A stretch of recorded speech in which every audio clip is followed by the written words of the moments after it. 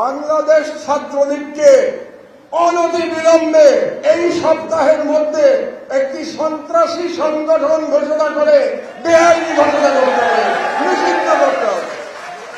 বাংলাদেশে গত 16 বছরে যত সন্ত্রাসী কর্মকাণ্ড ঘটেছে তার জন্য একতরফাভাবে বাংলাদেশ ছাত্রলীগ দায়ী। এই যে ছাত্র জনতার বিপ্লবে হাজার হাজার ছেলে মেয়েকে হত্যা করা হয়েছে, আবু সাইদকে হত্যা করা হয়েছে, মুগ্ধকে হত্যা করা হয়েছে, এই হত্যাকারীর মধ্যে পুলিশ ছিল এবং ছাত্রলীগের গুন্ডা বাহিনী ছিল। কাজেই ছাত্রলীগকে আমরা এই অনুষ্ঠান থেকে, আমার দেশ পরিবারের পক্ষ থেকে এবং সাংবাদিক সমাজের পক্ষ থেকে এই সরকারকে আমরা 7 দিনের আলটিমেটাম দিচ্ছি। 7 দিনের মধ্যে ছাত্রলীগকে সন্ত্রাসী সংগঠন করে নিষিদ্ধ ঘোষণা করতে হবে, অন্যথায় আমি সাংবাদিক সমাজকে সাথে নিয়ে আমরা রাজপথে আন্দোলন শুরু করবো এই অ্যাকশন নেওয়ার জন্য।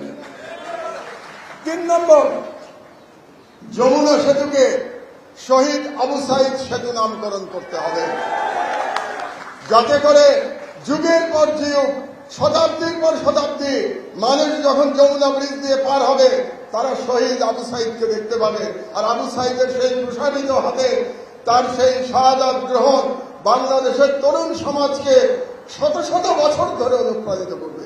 এই জন্য যমুনা ব্রিজকে অনতিবিলম্বে শহীদ আবু সাইদ সেতু ঘোষণা করতে হবে। 4 নম্বর, 2009 সালের পর থেকে ভারতের সাথে যে সকল চুক্তি সম্পাদন করা হয়েছে সেগুলোর প্রতিটি ধারা উপধারা জনসম্মুখে প্রকাশ করতে হবে, ট্রান্সপারেন্সি দেখাতে হবে, জনগণকে জানতে হবে ভারতের সাথে কি কি চুক্তি হয়েছে আমার।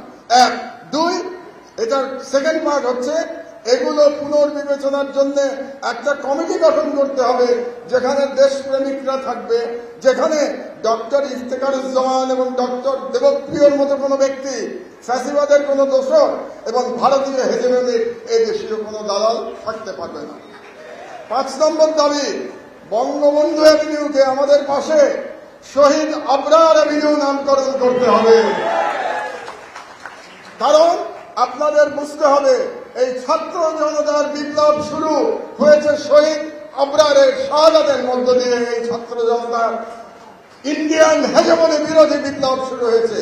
এই বিপ্লবের জন্য তার নাম বঙ্গবন্ধু অ্যাভিনিউ থাকতে পারবে না, এখানে এটা শহীদ আবরার অ্যাভিনিউ করতে হবে। আর শেখ মুজিবুর রহমানকে মনে রাখতে হবে আপনাদেরকে, আপনারা যারা শেখ মুজিবুর রহমান সম্পর্কে এক ধরনের সফটনেস আপনাদের মধ্যে আছে, আপনাদের মনে রাখতে হবে শেখ মুজিবুর রহমান স্বাধীন বাংলাদেশের প্রথম স্বৈরাচারী নেতা এবং শেখ মুজিবুর রহমান ফ্যাসিস্ট শেখ হাসিনার ফ্যাসিবাদের আইকন।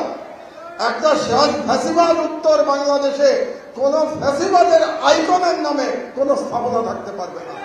পরিষ্কার কথা আমাদের, শেখ মুজিবুর রহমানকে আমরা ফ্যাসিবাদের আইকন হিসাবেই দেখি এবং এর জন্য যদি কেউ দায়ী থাকে সে শেখ হাসিনা নিজে দায়ী। কারণ 16 বছর ধরে সে শেখ মুজিবকে সর্বত্র ফ্যাসিবাদের আইকন হিসাবে প্রতিষ্ঠিত করেছে।